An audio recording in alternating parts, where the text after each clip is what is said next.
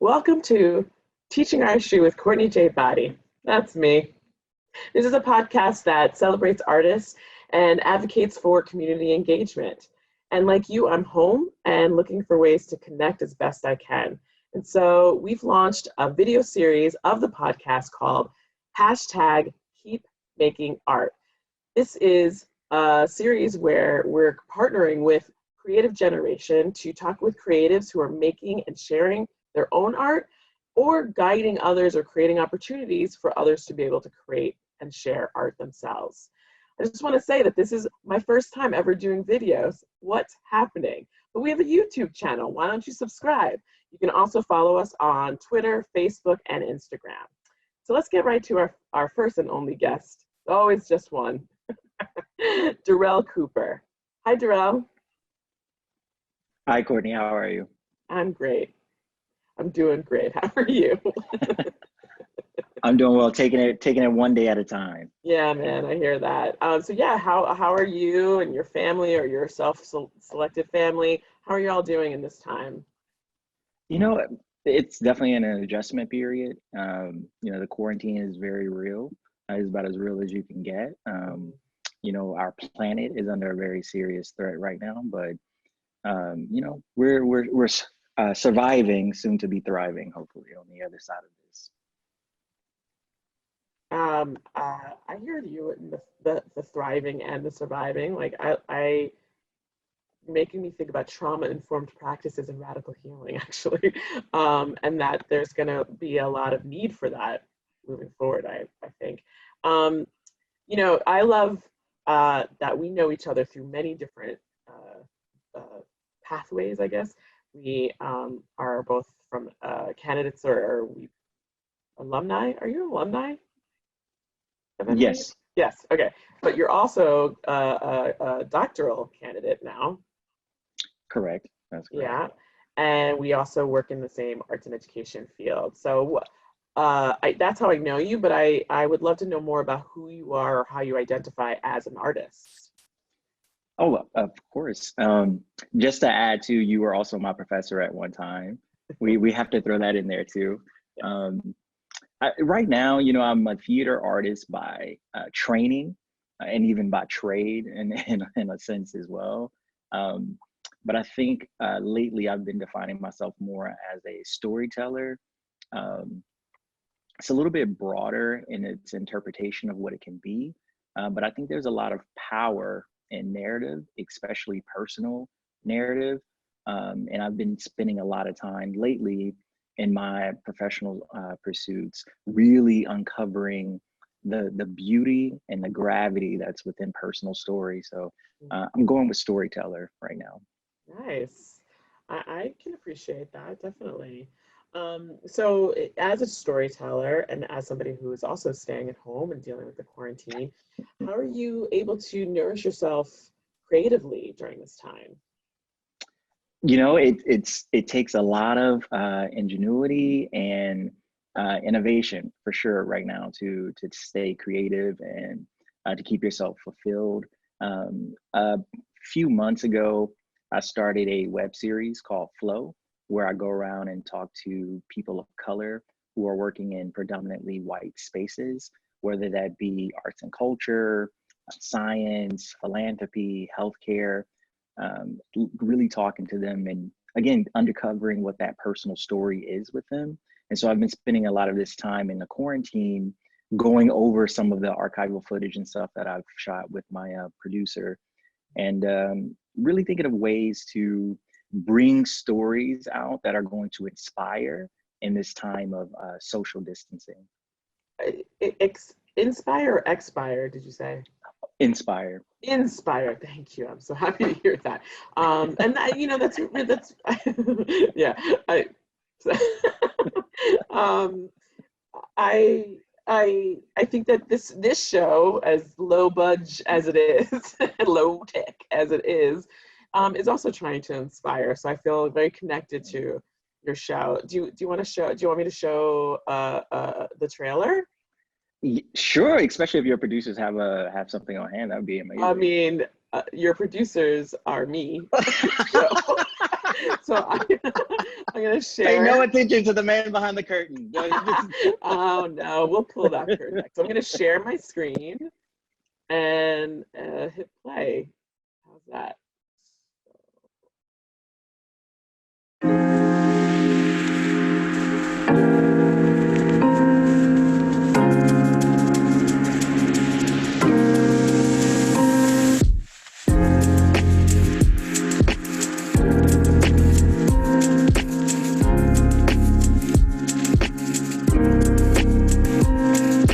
We are here at White Oak Tavern. I'm so excited to introduce to all of the viewers today my good friend Marcus Moore. Marcus Moore is an intellectual property lawyer. He's worked at some incredible companies like Sony, Google, Facebook, and he's here today to tell you what it's like working in those industries and what his struggle has been on his way to the top.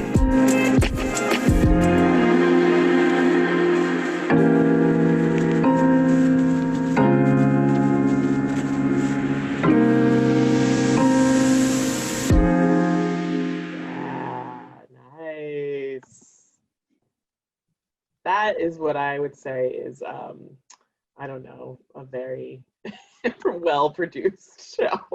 Okay. And so how has it been? Like, have you ever done a show? Like, have you ever done a project like this before? No, never. I got this idea that I wanted to be able to celebrate the stories of people of color, and I didn't necessarily know what form I wanted that to take. And then sort of thinking about strategy, I knew digital media would be a very smart medium to go into to be able to get these stories out to large masses. I mean, and that was months ago. And you look at where we are now in this current situation where, digital is now one of our strongest currencies. I talk about that a little bit actually in the opening of the show that, our networks will be our strongest currencies. And now a lot of that stuff is coming to fruition. And so I had never worked in this medium as a filmmaker, if you want to call it that. And so but I definitely relied very heavily on theater training. And again, this idea of storytelling and, not a lot of it is scripted, but some of it is scripted. And so those playwriting techniques and things like that definitely play out in the show. But no, and it's funny. I think one of the really important parts of it is the idea of collaboration. If you have an idea, link up with somebody who's working in that industry that you may not be that familiar with, and go, hey, I have this idea. I know this is a skill set that I don't really have. Could you lend your talents to my project? And I got extremely lucky in getting a producer who had already, won an Emmy Award. And I came across his path a little bit before he had done that. And I knew we shared a very similar vision to how we saw the creative field and where we saw things moving to. And so when I pitched the idea to him, he was on board. And so it's just been a lot of back and forth in that as far as collaboration goes. And who have you been your guests so far? So with episode 1, I had Donna Walker-Kuhn on the show. She is a marketing maven, internationally renowned for her community engagement strategies. She's vice president of community engagement at NJPAC, but she's also president of Walker International's communications group. She's great. That episode is available on YouTube for people to go see. I talked with Teresa McKinney, who is the former director of community engagement at the Juilliard School. She just recently went to a different position now, though, but when we did the show last fall, she was still there at Juilliard. So that episode's not out yet, but it'll be coming out sometime soon.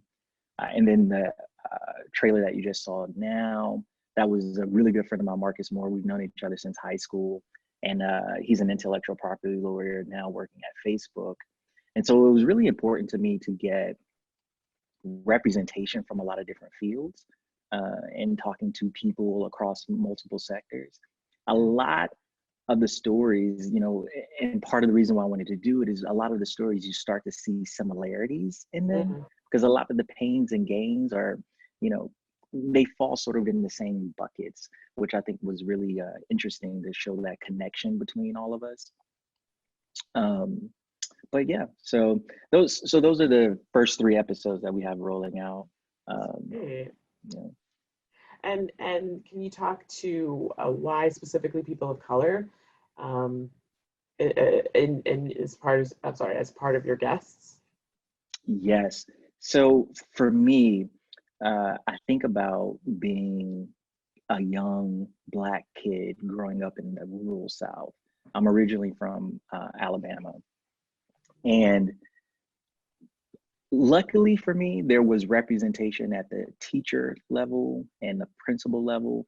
So I was exposed to seeing people of color in positions of power within my community.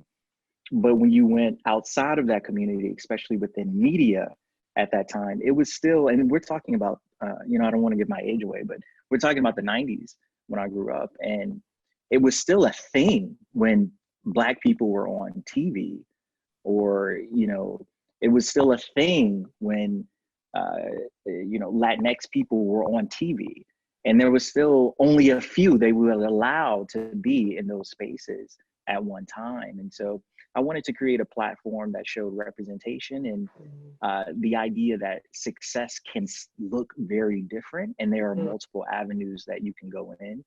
If you don't want to play sports, or if you are not able to sing, if you're not able to dance, there's still multiple ways that you can put your different talents to work and still have a life that's passion fueled and mission driven.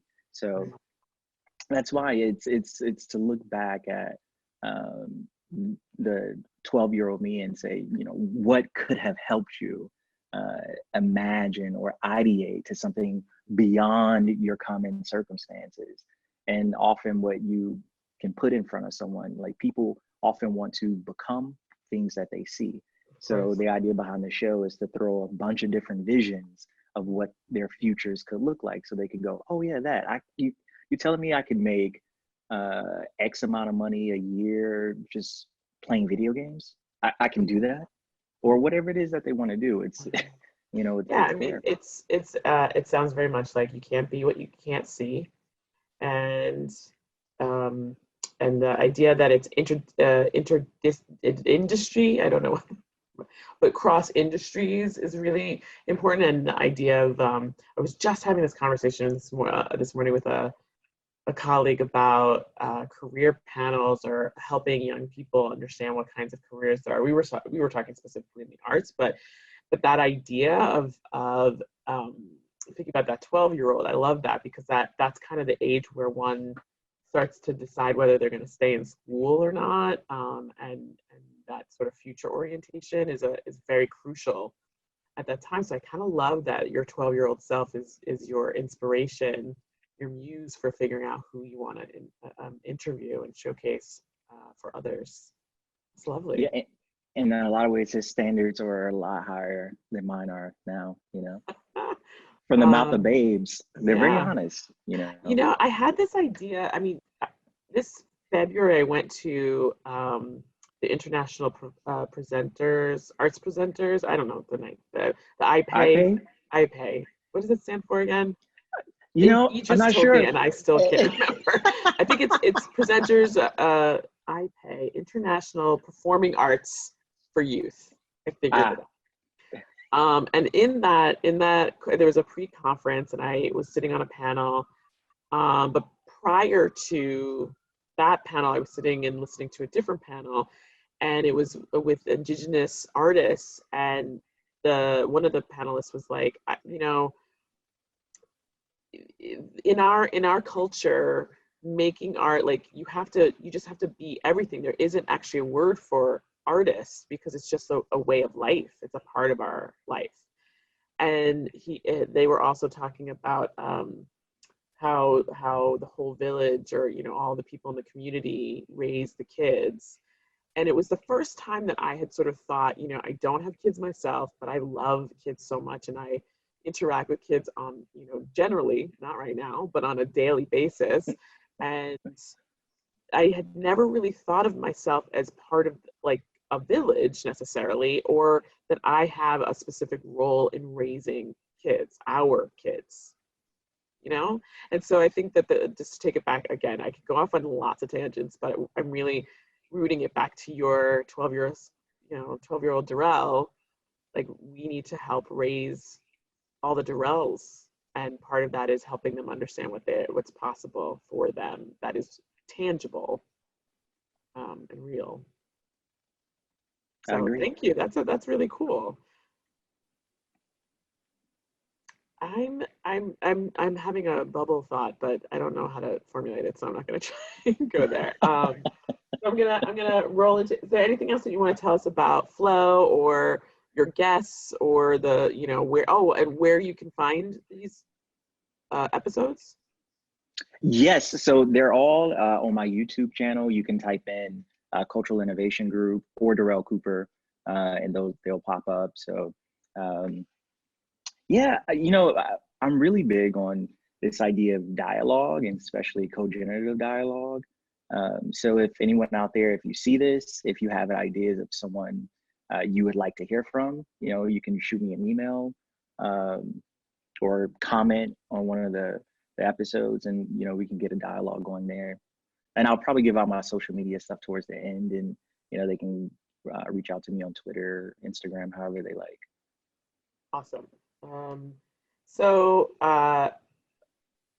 actually, why don't you share that now, because I'm gonna ask my last question soon. Okay.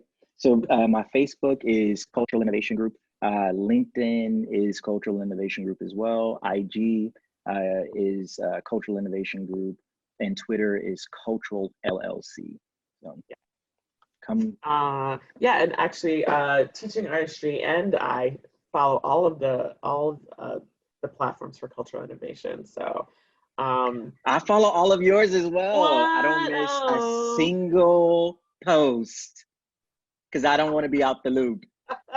Don't be out the loop. Nobody's gonna come up to me on quarantine or any other time and go, "Hey, did you hear about this?" I'm gonna say, "Yes, I did." Yes, I did. Push notifications. So if you're not liked and subscribed to Teaching Artistry, you should be, because you're missing out. You're missing out. Missing out. It's true. Thanks for that plug. Appreciate it.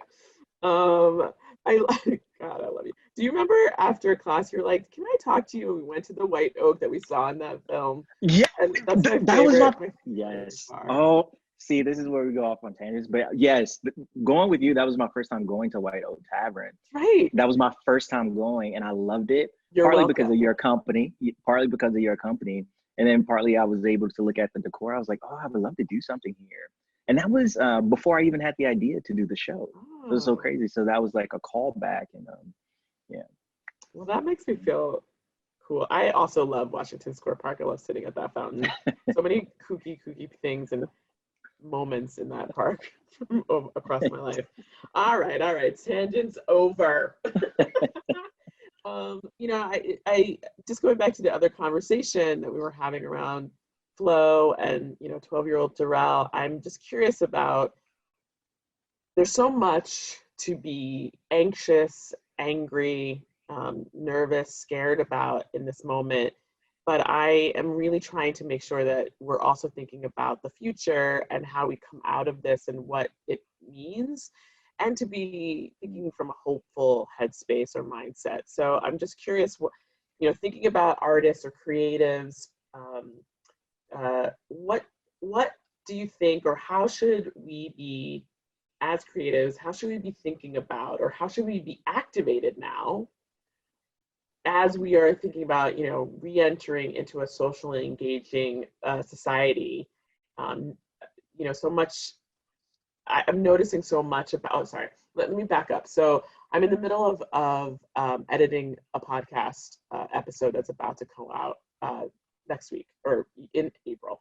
And the conversation was recorded over the summer of 2019. And we talk about social media and how it's been weaponized. And now I'm seeing how social media has gone, it's still weaponized in certain ways, but I think as a mass, there's still, there's a movement of like, how do we actually use these platforms to connect? So you got your 7 p.m. like cheering, and people are posting that on social media for the medical professionals and the people on the front lines and first responders who are we all need to be very, very grateful toward.